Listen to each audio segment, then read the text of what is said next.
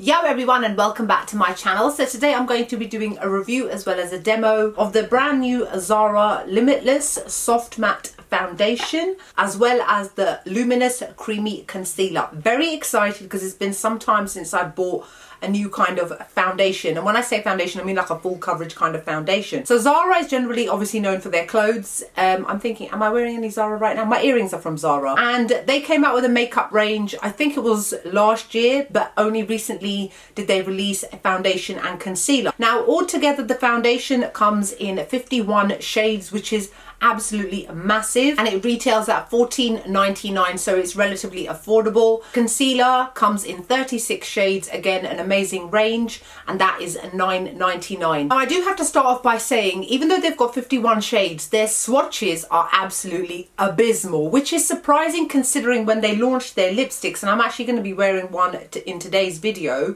They've got swatches of people wearing it from fair to medium to deep skin tone so that you can see what it looks like, but when it comes to the foundation and concealer, there's some rubbish CGI blob of foundation which is of no help to anybody. Very difficult to try and determine what is your shade. They've got a shade finder and I used that and it just did not help at all. Pick for me a shade that didn't even really match. Another thing is that I recently came back from Egypt and I've got a slight tan, so my normal foundation shades are running a little bit light on me.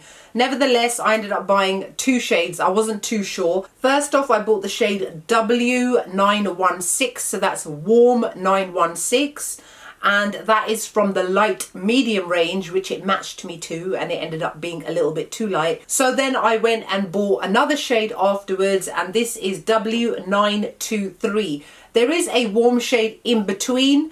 I'm going to assume that that is maybe my shade, or unfortunately it could just be that there is no shade for me. It can happen. So this is a little bit light for me. This is a little bit deep. So first off, this is what the box itself looks like. Just clean, simple, straightforward cardboard box. And then the actual foundation itself comes in a glass bottle, very nice, high quality, frosted as you can see. But they have made the bottle in a way that it's like the Leaning Tower of Pisa, so it's not completely straight, so it sits at an angle. And then inside you can see it's just got a normal, easy to use pump. So what I'm going to quickly do for you guys, just for reference, is swatch these side by side on my face, just so that you can see what they look like in case you're interested. Because obviously I have to mix these two to create my perfect shade. After spending money on two foundations, I'm not going to then go and buy the middle shade just to see if it matches, whereas I can very easily mix these two together and then create my own perfect shade. So let's start off with W19. So here's W19. Now this may actually match me once my tan fades. However, we're coming into spring, summer, so I'm only ever going to get darker. I'm not going to get lighter. So for now, this just, as you can see, it has got a nice warm undertone to it. But when I do blend it all over my face, I have a slight tinge of ghostness about it. Now let's try the shade W923 and apply that next to it. And remember, there is a colour in between here. So for those of you that may be interested to see, this is what the two of them look like together. This is clearly too warm for me. You can already see that my neck looks a little bit orange with that on it. And this one, you can clearly see that even though it's a warm tone, it still will leave a slight white cast underneath my neck area. So the best thing for me to do is to mix these two together. They have got a nice warm undertone, so that is good for me because I have got very yellowy warm undertones to my skin. All right, now that it's dried down slightly, you can see as well that it dries slightly darker, but not really that much. So it's not really something that necessarily oxidizes. It's just that, like any kind of liquid, as soon as it dries, then it retains a slightly warmer colour. Now here you can see that this one has now turned slightly olivey orange on me, but it's still kind of orange on me.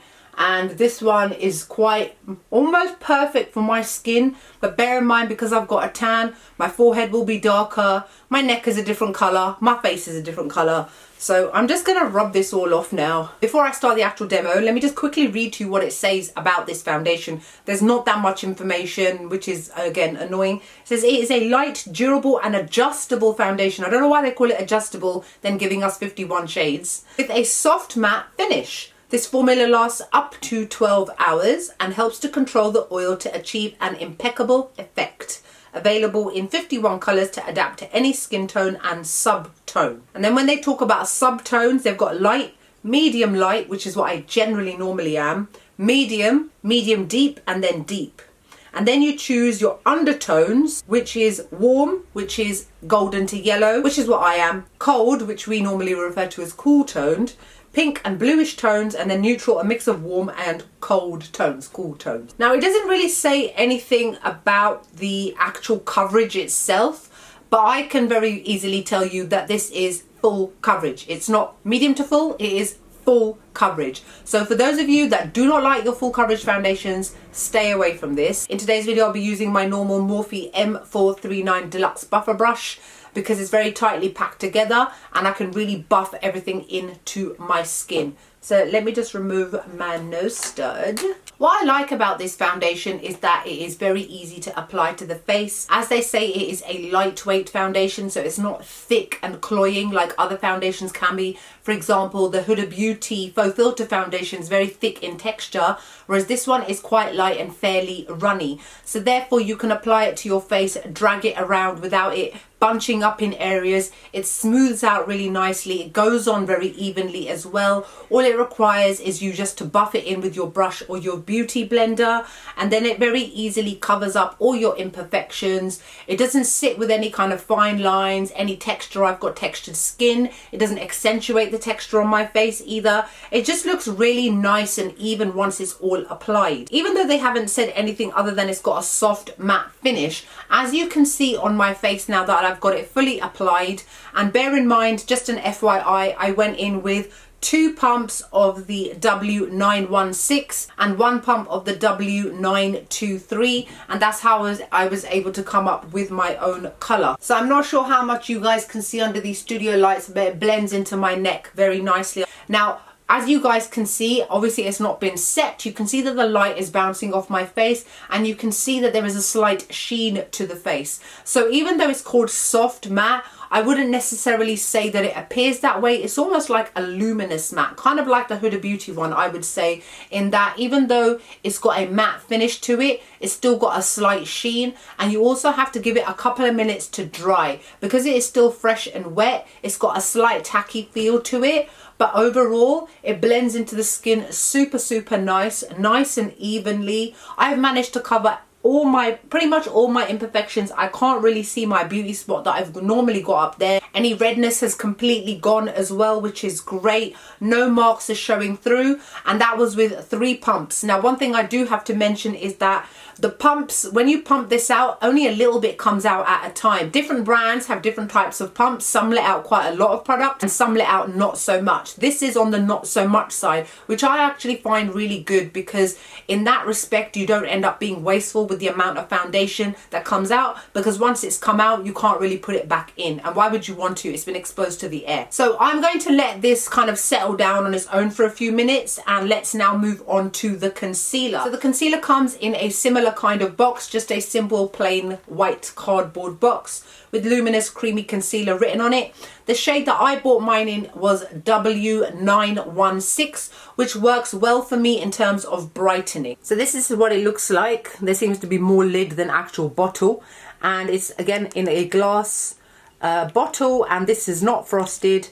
And then inside you can see a nice, simple, easy to use doe foot applicator. These are 6ml, so not that much in there to be honest, but again, it depends on how often you use it.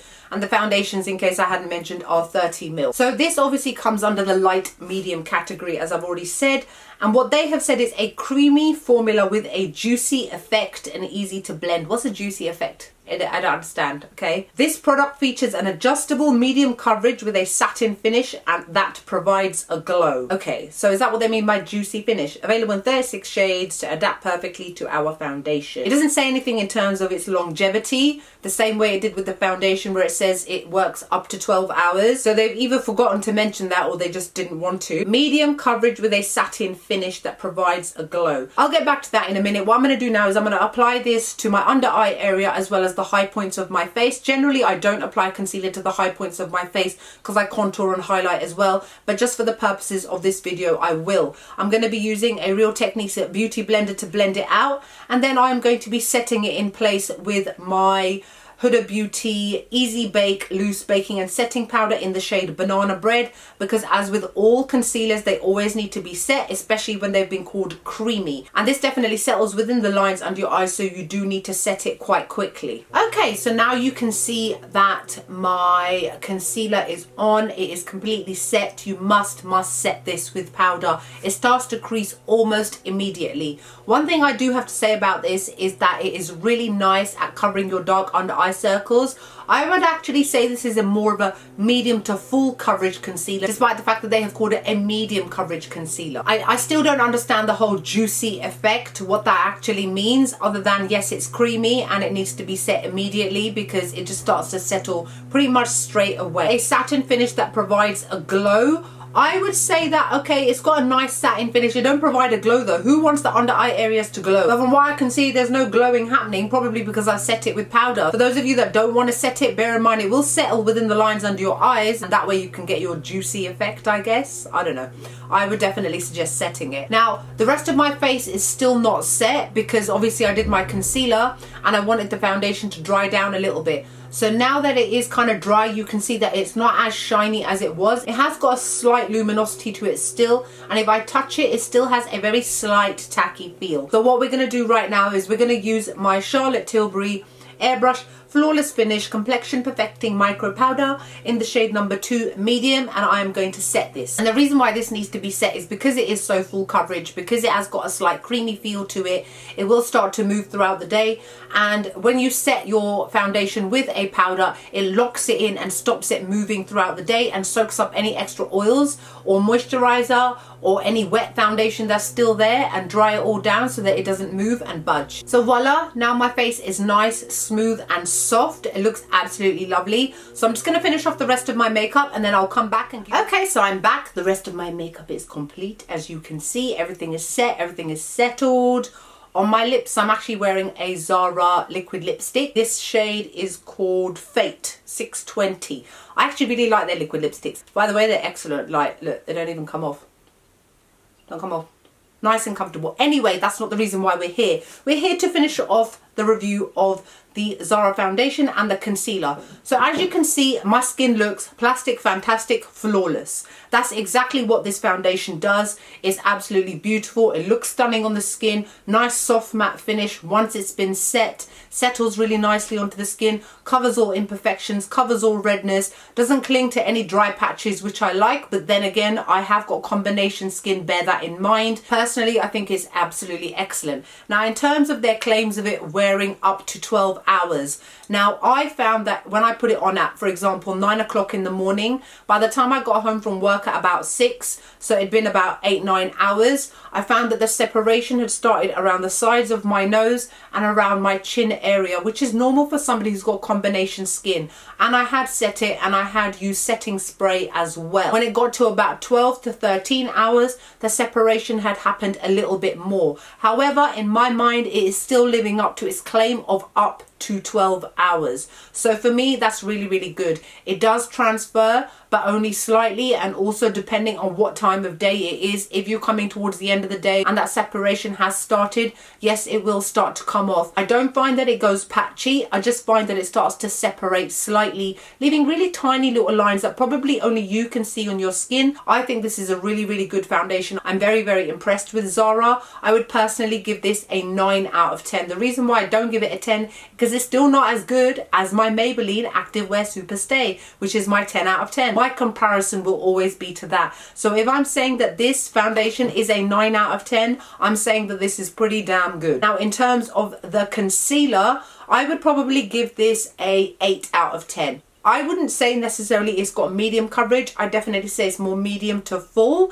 Now, this one does not hold up as long as the foundation. And the reason I say that is that I noticed creasing while I was at work. Bear in mind, I have set it the same way that I would do with all my other concealers as well. This one I found creased slightly. By the time it got to about hour 8, I noticed 2 crease marks under my eyes and it had gone slightly patchy. Then by the time it got to hour 12, those crease lines had significantly increased. So in terms of its longevity, it's definitely not as long wearing as its foundation counterpart. I would definitely say that the foundation is a lot better than the concealer. The concealer isn't bad, it's not horrible. However, I've got ones which are better. So that's it for my review of the brand new Zara foundation and the brand new Zara concealer. Like, comment, make sure you subscribe to my channel. Let me know if you've got any comments or thoughts about any of these products. Other than that, I hope you guys are wonderful and great, and I'll see you all in the next video. Bye.